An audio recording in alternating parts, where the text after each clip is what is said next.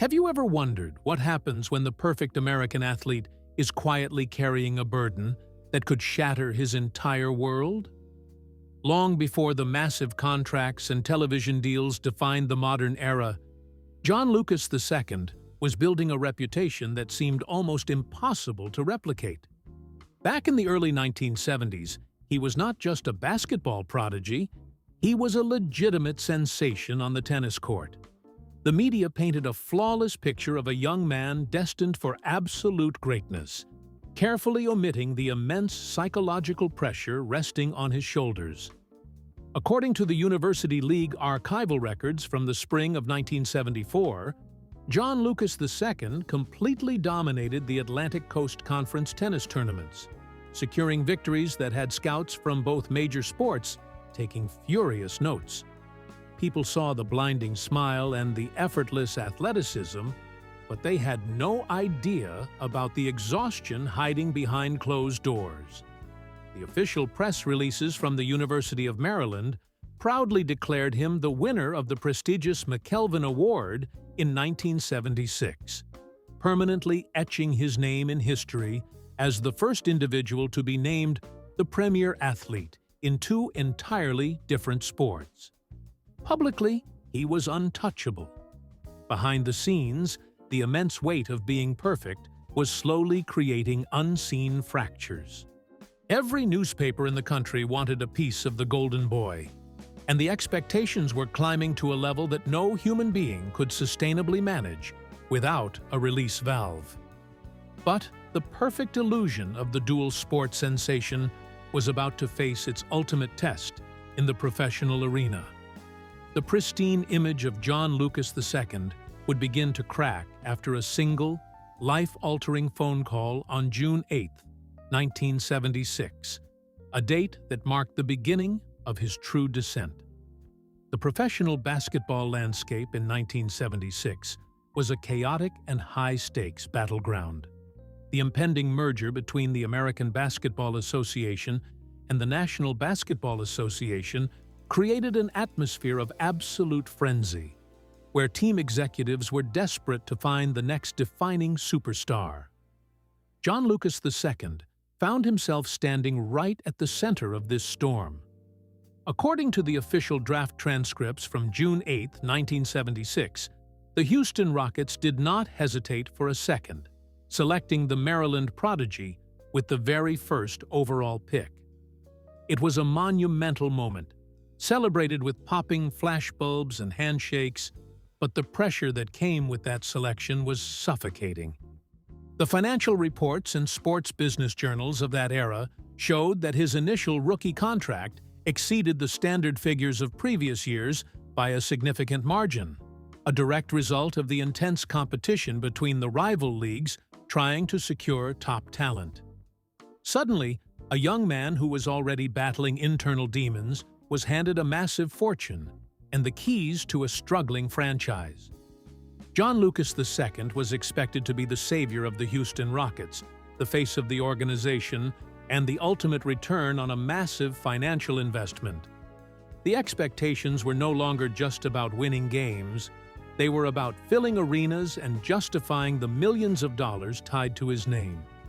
He stepped onto the professional hardwood with the weight of an entire city on his back, smiling for the cameras while quietly searching for ways to cope with the relentless anxiety of his new reality. However, the first red flags were already fluttering in the wind, because the confidential scouting reports filed in the autumn of 1976 captured a detail about his off-court behavior that would eventually cost him everything. The transition to the professional leagues seemed entirely flawless on the surface, as John Lucas II immediately proved why he was the most coveted player in the nation. He stepped onto the court and orchestrated the offense with the vision of a seasoned veteran, instantly becoming a fan favorite in Texas. According to the official league game logs from the 1976 to 1977 season, he averaged a remarkable 11.1 points and 5.6 assists per game. These numbers were undeniable proof of his elite talent, and he moved across the floor with a rhythm that left defenders constantly out of position. His brilliant performances were formally recognized in the archived league press releases from May 1977, which confirmed his selection to the all-rookie first team. John Lucas II was living the ultimate dream, celebrated in every sports bar and written about in glowing newspaper columns. But away from the flashing cameras and roaring crowds, the young millionaire was being swallowed by the dark underbelly of the professional sports lifestyle. The sudden influx of immense wealth and the constant availability of late-night temptations offered a dangerous escape from the crushing pressure of being the franchise savior.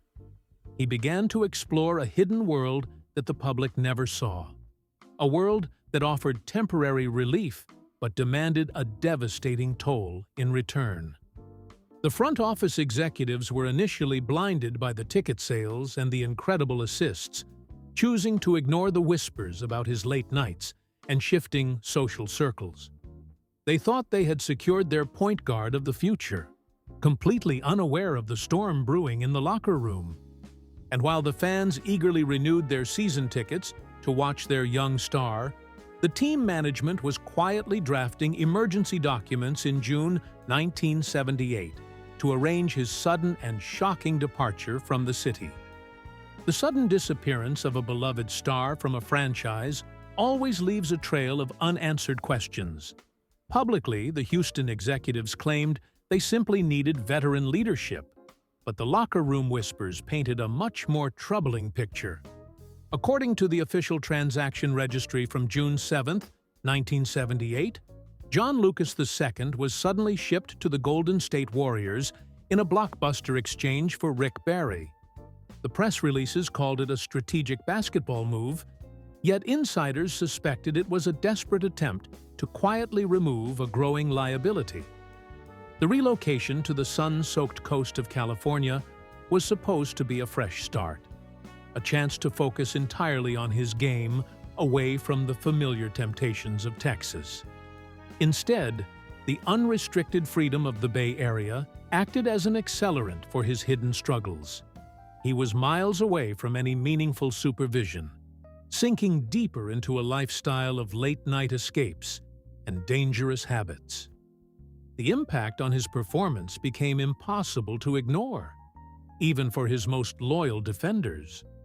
Based on the regular season statistical database for the 1978 to 1979 campaign, his field goal accuracy plummeted to 46%, a concerning drop considering his playing time had actually increased significantly. He was on the floor longer, but his efficiency was fading, leaving fans completely confused about what was happening to their dynamic playmaker. Coaches tried to adjust the offensive schemes, but no playbook could fix a player who was mentally drifting away from the hardwood. The California experiment was quietly unraveling, masked only by his undeniable raw talent. However, this coastal freedom would be remarkably short-lived, because by October 1981, a highly lucrative agreement would surface in the nation's capital that would force the entire basketball world to hold its collective breath. To truly understand the rapid descent of John Lucas II, one must look at the chaotic environment surrounding professional basketball during this turbulent era. The league was quietly fighting a battle for its very survival, completely consumed by an unacknowledged crisis that threatened to destroy its public image. According to extensive investigative reports published by the Los Angeles Times during the late 1970s, independent experts estimated that anywhere from 40 to 75% of the players in the league were heavily involved with prohibited substances. It was a rampant epidemic cleverly hidden behind locker room doors and late-night hotel parties, a devastating secret shared by the biggest stars of the generation. John Lucas II inadvertently became a defining face of this invisible struggle, expertly hiding his worsening condition from the probing lenses of television cameras. He learned how to manipulate the system, showing up just in time to deliver incredible passes while his private life completely disintegrated. The financial damage to the sport was staggering and immediate. Based on the internal viewership reports from the CBS television network in 1980, the television ratings for the championship finals plummeted to critical, historically low levels as public scandals began to slowly leak into the mainstream news. Sponsors were terrified, and executives were scrambling to maintain the illusion of a family-friendly entertainment product.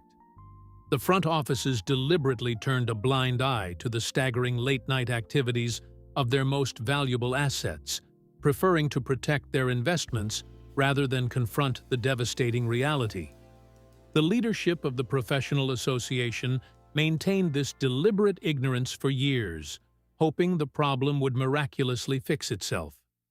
This silent complicity held strong until the autumn of 1981, when a massive situation unfolded in the nation's capital involving our very own superstar. The move to the East Coast was desperately pitched as an opportunity to wipe the slate clean and recapture his early brilliance. The management in the capital city genuinely believed that a change of scenery and a fresh uniform would magically erase the troubling whispers surrounding their new acquisition.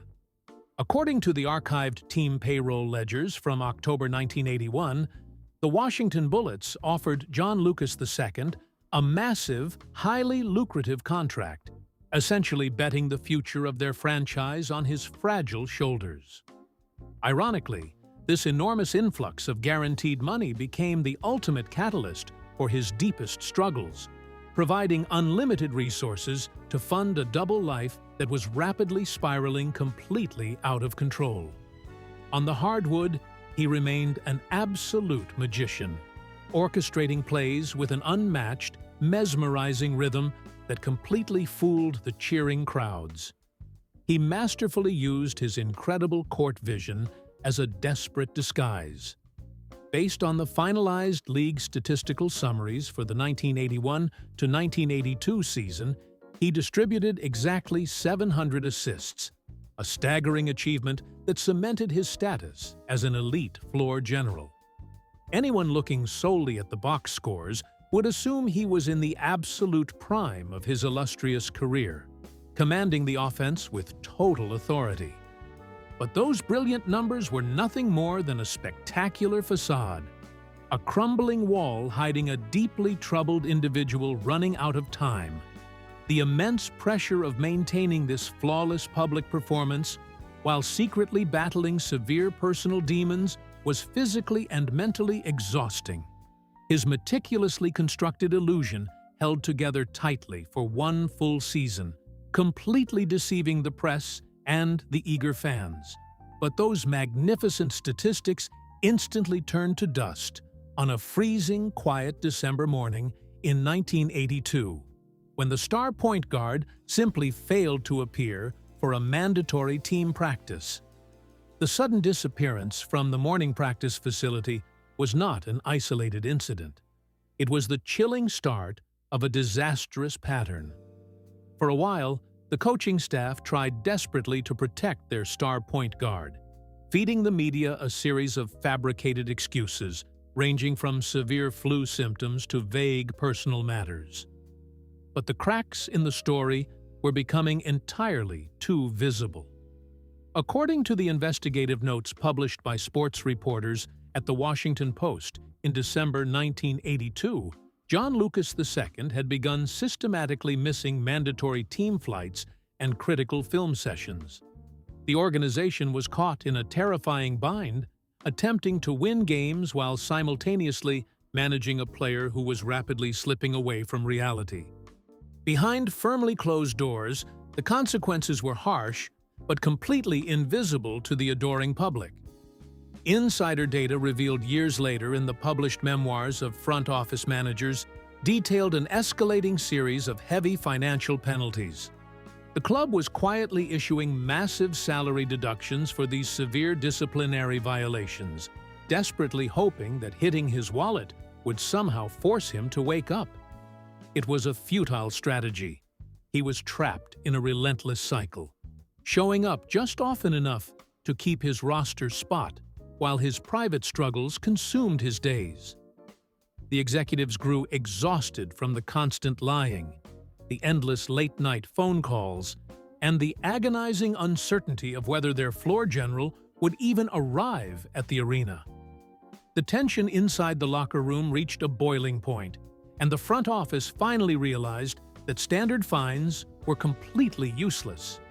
The organization was tired of covering up the shadows, and by the early months of 1983, a formal document was being drafted that would issue an unprecedented consequence.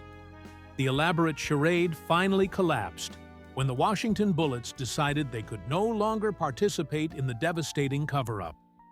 The team management took a deep breath and made a decision that sent absolute shockwaves through the entire professional sports landscape. Based on the official press releases issued by the franchise in February 1983, the organization formally announced the indefinite suspension of John Lucas II, publicly citing his urgent need for professional rehabilitation. The carefully constructed mask of the flawless athlete was permanently fractured for the whole world to see. Fans who had cheered for his spectacular passes were left in a state of profound disbelief, struggling to reconcile the brilliant playmaker with the troubled man described in the morning headlines. For the first time, a major professional franchise was openly acknowledging the severe substance issues plaguing the league, and their star player was the undeniable face of the crisis. According to the public medical reports released to the press during that period, he spent the entire spring of 1983 enrolled in a specialized treatment program, completely isolated from the roar of the arenas and the immense pressure of the hardwood. The sports community watched with bated breath, wondering if this harsh wake-up call would be enough to save his fading career. He emerged from the facility claiming to be a transformed man, promising that his darkest days were firmly behind him. It seemed as though the suffocating grip of his dependence had been broken forever. The comeback story was practically writing itself, and by October 1983, old friends in Texas made a monumental gamble by offering him a second chance that nobody saw coming. The Houston Rockets were building something incredibly special, and they genuinely believed their former draft pick was the missing piece to their championship puzzle. They looked at the returning player and saw a man who had successfully conquered his personal demons, completely ready to fulfill his original destiny on the court. According to the archived league transaction logs from October 1983, the franchise confidently signed John Lucas II to a brand new contract, bringing the prodigal son back to the very city where his professional journey began. At first, the reunion looked like an absolute masterstroke of executive genius. He stepped onto the hardwood with a renewed sense of purpose, displaying a level of maturity and court vision that left commentators absolutely speechless. He was orchestrating the offense with surgical precision, perfectly setting up his teammates and proving that his elite raw talent had never vanished.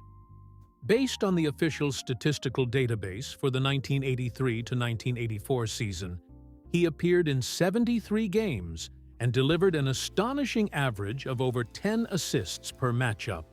It was a spectacular display of dominance, creating a brilliant illusion of total control. Everyone in the arena believed they were witnessing the ultimate redemption story. The loyal supporters were roaring louder than ever, completely captivated by his phenomenal resurgence. But the blinding spotlight of his spectacular performances successfully hid a terrifying secret. No one in the front office or the coaching staff realized that after the spectacular victories in the spring of 1984, he was quietly bypassing the highway to his home, steering his car toward the most dangerous neighborhoods in the city to reunite with his darkest shadows. The landscape of professional basketball was undergoing a massive, fundamental shift, and the walls were rapidly closing in on players harboring dark secrets. The league executives finally recognized that their invisible epidemic was destroying the product, leading to the implementation of aggressive new regulations. According to the official collective bargaining agreement documents finalized in September 1983, a strict, unprecedented anti-substance policy was officially introduced under the direct supervision of the new commissioner. This new system was designed to ruthlessly purge the league of illicit activities, implementing random testing protocols that sent a wave of sheer terror through locker rooms across the country. John Lucas II suddenly found himself trapped in a high-stakes game of survival, desperately trying to balance his brilliant performances with his worsening dependence. He became a master of deception, finding temporary loopholes to pass the mandatory screenings, while his physical conditioning quietly deteriorated. But the relentless stress of outsmarting the system was taking a massive toll on his endurance. The official statistical archives from the 1984 to 1985 campaign highlighted a concerning trend, showing a significant drop in his playing time to just 24 minutes on average per game. The coaching staff attributed this reduction to tactical rotations, but those inside the organization knew he simply lacked the stamina to sustain his elite level of play. He was physically present, yet entirely consumed by the shadowy world operating just outside the arena doors. The new regulations were tightening like a noose, systematically hunting down violators one by one, and his elaborate house of cards was destined to completely collapse in March 1986, when the undeniable results inside a single laboratory vial would permanently erase his ultimate championship dreams. The entire Houston organization was holding its breath as they prepared for what promised to be the most critical postseason run in franchise history. They had assembled a dominant roster capable of winning it all, but their veteran point guard was rapidly unraveling behind the scenes. The whispers of his late-night activities could no longer be contained or ignored by the front office. Based on investigative reports published by independent journalists in Houston during March 1986, John Lucas II completely failed a mandatory internal screening for prohibited substances. The result was not a borderline warning. It was a glaring, undeniable confirmation of their worst fears. Panic instantly swept through the executive suites. The team president and the head coach were forced into emergency meetings, trying to figure out how to manage a catastrophic scandal just weeks before the most important games of the decade. The situation completely spiraled out of their control when the star playmaker vanished once again. According to the official chronological logs of that turbulent season, he was formally suspended on March 11, 1986, following a devastating failure to appear for a highly anticipated, nationally televised matchup against the legendary Boston Celtics. The empty locker perfectly symbolized the tragic reality of his situation. He had chosen the shadows over his teammates, leaving the franchise completely stranded at the worst possible moment. The local media demanded answers, and the pressure on the ownership group reached a boiling point. The time for second chances and quiet rehabilitation programs had officially expired. A monumental decision had to be made immediately. And on March 14, 1986, the absolute harshest directive of his entire professional career was officially signed and sealed. The final blow was delivered with cold, corporate precision, severing the last remaining tie between the fallen star and the game he once dominated. The front office realized that keeping him around would absolutely destroy the locker room chemistry during their championship pursuit. According to the public statements released by the Houston Rockets management on March 14, 1986, the organization officially terminated his highly lucrative contract, effectively exiling him from the professional basketball world. It was a devastating public humiliation that echoed across every sports network in the country. The timing of his dismissal added an excruciating layer of psychological torment to his already fragile state. He was forced to sit in utter isolation and watch his former team achieve the impossible without him. Based on the official tournament brackets and game broadcasts from May and June of 1986, the Rockets surged through the Western Conference playoffs, executing a triumphant run that captured the heart of the city. They were celebrating spectacular victories on the exact same hardwood where he used to orchestrate the offense. The agony of watching those celebrations on a flickering television screen was entirely unbearable, driving him further into the abyss. He had lost his massive income, his public adoration, and the only identity he had ever known since he was a teenage prodigy. The bright lights of the professional arenas were suddenly replaced by the dangerous, unforgiving shadows of the city streets. He was rapidly losing the will to fight his relentless demons, and while his former teammates were proudly trying on their custom-tailored suits for the upcoming championship finals in May, John Lucas II woke up shivering in a dark, forgotten place where people had no names, no money, and absolutely no future. The devastating reality of his sudden exile hit with unimaginable force. He was no longer a revered athlete commanding the attention of millions. He had become a ghost, haunting the forgotten, darkest corners of the city. According to incredibly candid interviews provided by the player himself years later, the spring of 1986 marked his absolute lowest point, where he was frequently seen wandering the dangerous downtown streets of Houston without proper clothing, shoes, or a single dollar to his name. He actively avoided the bright areas of the city, hiding from anyone who might recognize the former face of their beloved franchise. The financial devastation he suffered was equally staggering and immediate. Based on detailed estimates from sports financial analysts evaluating his suddenly terminated agreements, he forfeited hundreds of thousands of dollars in guaranteed wages during those few turbulent months alone. His entire identity had been brutally stripped away. The man who once orchestrated spectacular plays for roaring crowds was now entirely consumed by his severe dependency, struggling simply to survive another harrowing night in the shadows. He had hit rock bottom, surrounded by people who had absolutely no idea they were sleeping next to a former #1 overall draft pick. The physical toll of this lifestyle was massive, and many former colleagues genuinely feared his heart might simply give out in those cold, forgotten alleys.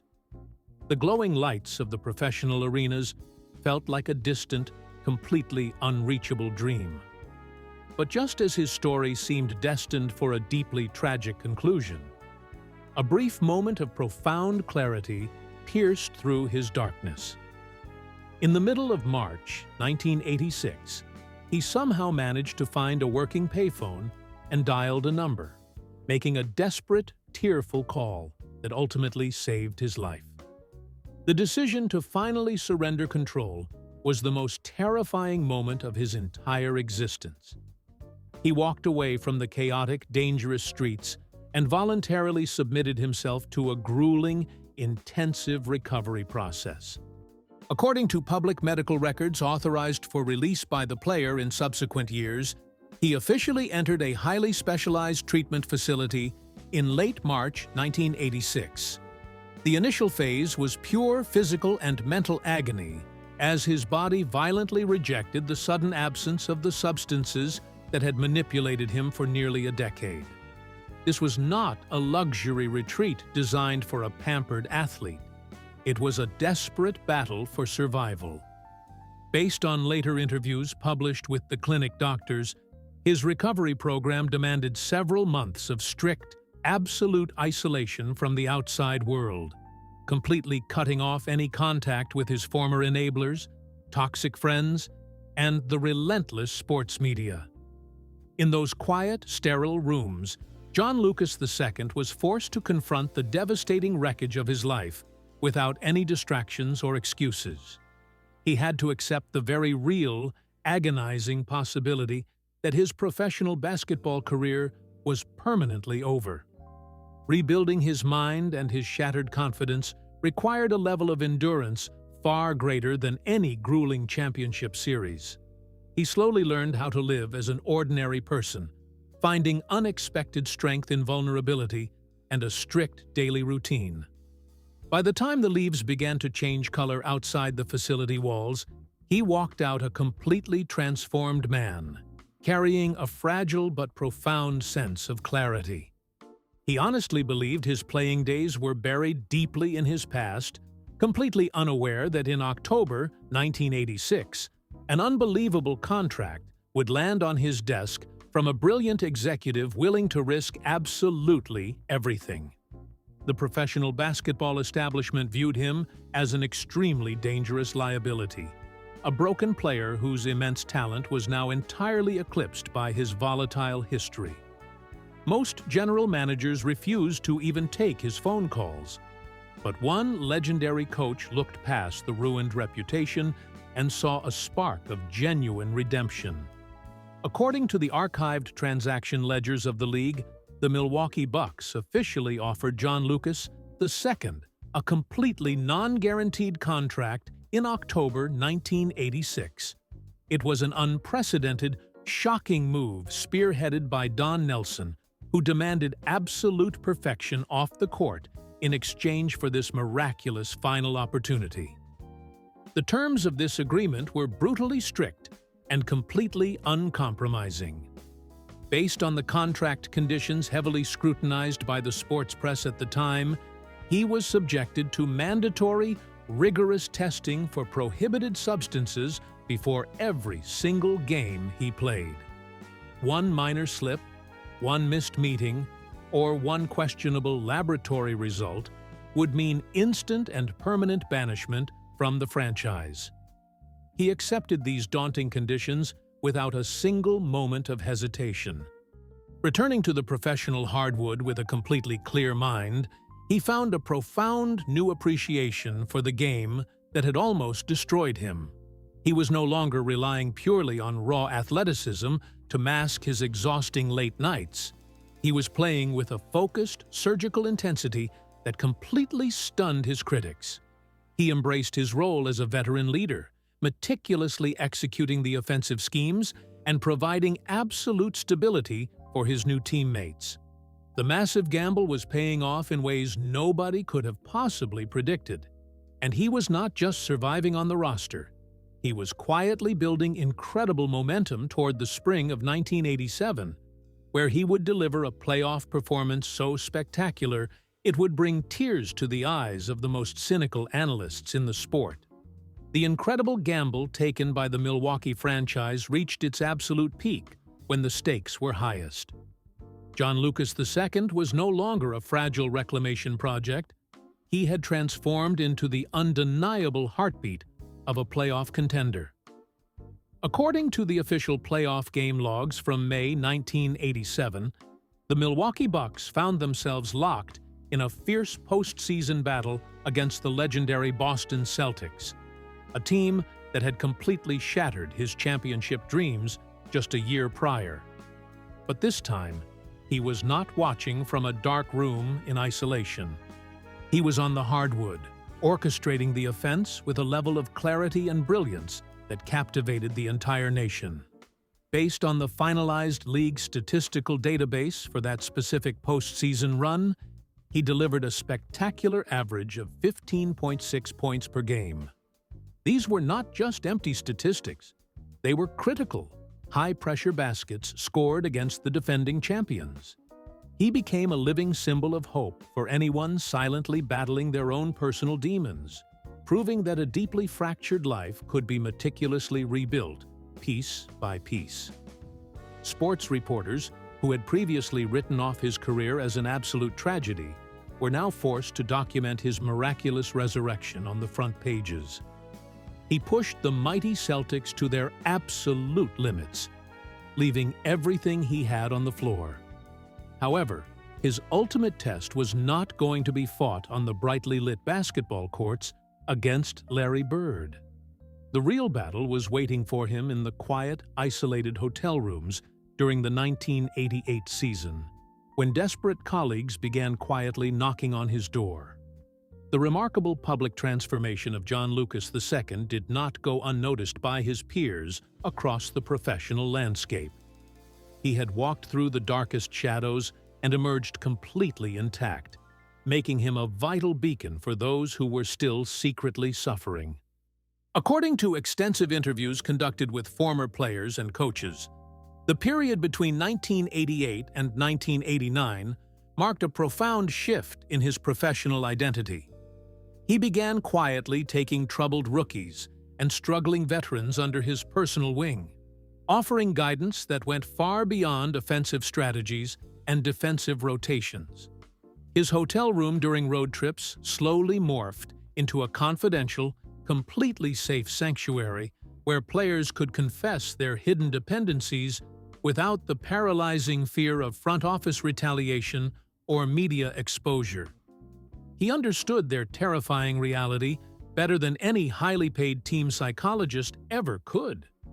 Based on official biographical records from that era, John Lucas II had recently passed his 35th birthday, fully transitioning from a dynamic young star into a deeply respected veteran mentor. He was no longer just running plays. He was actively saving careers and preserving lives behind closed locker room doors. The league executives, who once viewed him as a massive financial liability, quickly realized the immense, unquantifiable value he brought to the organizational environment. His unique ability to connect with the most unreachable athletes was becoming legendary across the country. And by the time 1989 arrived, a savvy front office in Texas recognized this extraordinary talent, preparing a lucrative offer that would bring him back to his adopted home state with an entirely new mission. The final chapter of his remarkable playing journey brought him to the San Antonio Spurs, a franchise actively looking for exactly the kind of seasoned, battle-tested leadership he now embodied. He arrived not to be the primary scorer or the dazzling playmaker of his youth, but to serve as a vital stabilizing force for a roster brimming with raw, unpredictable talent. According to the official player registry of the league, the 1989 to 1990 campaign would serve as the ultimate swan song for John Lucas II in a professional uniform. He effectively operated as a direct extension of the coaching staff on the floor, guiding the offense while simultaneously managing the volatile egos and fragile mindsets of his younger teammates. He had experienced the absolute dark side of fame and survived its crushing weight, making his voice the most respected one in the huddle. Based on the finalized regular season calendar, his final official appearance as an active player occurred on April 15, 1990. When he finally walked off the hardwood that evening, he left behind a legacy that was infinitely more complex and meaningful than any standard box score could ever reflect. He had completely rewritten the narrative of his life, transforming a public cautionary tale into a masterclass on absolute resilience. He quietly hung up his sneakers, gracefully accepting the inevitable conclusion of his athletic prime. But anyone who thought he was walking away from the game entirely was severely mistaken. His profound impact on the basketball world was actually just beginning, because by December 1992, he would confidently step back into that exact same arena in a role that completely stunned the sports establishment. When the professional establishment believed his remarkable story had reached its natural conclusion, the San Antonio Spurs orchestrated a move that completely stunned the sports media. According to the official press releases issued by the league's front office in December 1992, John Lucas II was formally introduced as the new head coach of the franchise. It was an absolutely unprecedented transition. The man who was once exiled from the league for severe disciplinary violations was now handed the ultimate authority over a multi-million-dollar roster. Critics immediately questioned the decision, wondering if a former liability could suddenly enforce the rigorous discipline required to win championships. But they severely underestimated the profound respect he commanded inside the locker room. He brought an entirely different philosophy to the bench. Instead of screaming at his players over missed defensive assignments, he spoke to them with the deep empathy of someone who had survived the absolute darkest side of the business. The results were immediate and incredibly undeniable. Based on the finalized coaching statistics for the 1992 to 1993 campaign, he brilliantly guided the team to a remarkable record of 39 victories against only 22 defeats during his tenure that year. He proved to be a masterful tactician and an even better motivator, transforming a struggling squad into a formidable contender. However, while he was busy drawing up brilliant offensive plays under the bright arena lights, his true life's work was quietly unfolding miles away. Because right in the middle of this incredible coaching success, he was secretly pouring his new wealth into a modest building that would soon become the most important sanctuary in professional sports. The incredible coaching accolades and the massive new paychecks were genuinely validating, but his personal mission extended far beyond the boundaries of a basketball court. He knew intimately that the dangerous shadows of professional sports were still quietly consuming the next generation of athletes. According to the official enterprise registration documents filed during the early 1990s, he established a comprehensive wellness and aftercare program right in the heart of Houston. This was not a standard corporate charity designed for public relations. It was a deeply personal, hands-on rescue operation. Based on financial profiles published by industry analysts, he personally invested hundreds of thousands of dollars of his own recently earned wealth to build this specialized infrastructure. He designed a facility that operated with absolute zero tolerance, mirroring the exact strict conditions that had miraculously saved his own life in Milwaukee. His unique system rapidly became the absolute last resort for the most troubled stars in the country. When highly paid executives realized their franchise players were quietly spiraling out of control, they did not call the league office. They dialed his private number. He demanded total submission from anyone who walked through his doors, stripping away their celebrity status and forcing them to confront their devastating realities without any excuses. He built a fortress of accountability that slowly began to change the entire culture of the league. And it was a good thing those doors were finally open, because very soon, a desperate knock would bring him face to face with an absolute legend from the streets of New York. A man whose promising destiny had been shattered even more violently than his own. The true measure of his incredible aftercare program was not found in the pristine brochures, but in the actual human lives he pulled back from the absolute edge of disaster. The most legendary example of his unyielding commitment arrived in the form of Lloyd Daniels, a phenomenal streetball prodigy whose life had been completely derailed by severe personal struggles and a tragic incident of violence. According to the official free agency transactions from 1992, John Lucas II leveraged his immense power as a head coach to personally invite Daniels to join the San Antonio Spurs. This was a move that defied all conventional executive logic. He brought a man straight out of his own intensive recovery program and placed him directly onto a professional roster, risking his own coaching reputation to save another soul. He subjected Daniels to a relentless schedule of mandatory meetings and strict curfews, providing the rigid structure the young man had never experienced. And the miracle actually worked. But Daniels was just the most visible success story. Based on extensive confidential reports, later referenced by the professional players' associations, his specialized program successfully rehabilitated dozens of athletes across both basketball and professional football over the subsequent years. He utilized a unique combination of grueling physical workouts and brutal psychological honesty, breaking down massive egos until nothing was left but the truth. He became the unofficial, unpaid guardian angel for a massive multi-billion-dollar industry.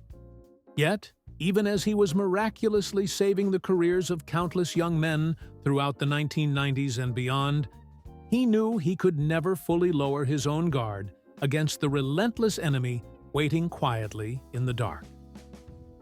The story of John Lucas II ultimately transcends the standard boundaries of a traditional sports biography. While other legendary figures from his turbulent era are measured entirely by the heavy championship rings shining on their fingers, his profound legacy is quietly measured in the steady heartbeats of the men he personally rescued. According to the official coaching biographies published by the league throughout the 2000s and the 2010s, he continuously operated within various professional coaching staffs, bringing an astonishing personal milestone to the bench: over 30 years of absolute, uninterrupted sobriety. He became the ultimate elder statesman of the game, a living testament to the sheer power of human resilience and the possibility of profound redemption. The financial and deeply emotional impact of his dedicated mission is simply staggering to comprehend. Based on numerous public interviews with high-ranking league commissioners and grateful team owners, the specialized aftercare program established by John Lucas II is widely credited with saving the Professional Basketball Association tens of millions of dollars. More importantly, those same executive reports acknowledge that his unyielding intervention rescued dozens of irreplaceable human lives from the absolute brink of permanent destruction. He never officially hoisted the ultimate championship trophy as a player, but the exact same front offices that once voted to completely exile him from the sport eventually realized he was the most critical safety net the league had ever seen. Even today, he openly admits that every single morning requires a quiet, personal battle against his old shadows, a relentless commitment to maintaining the clarity he fought so desperately to secure.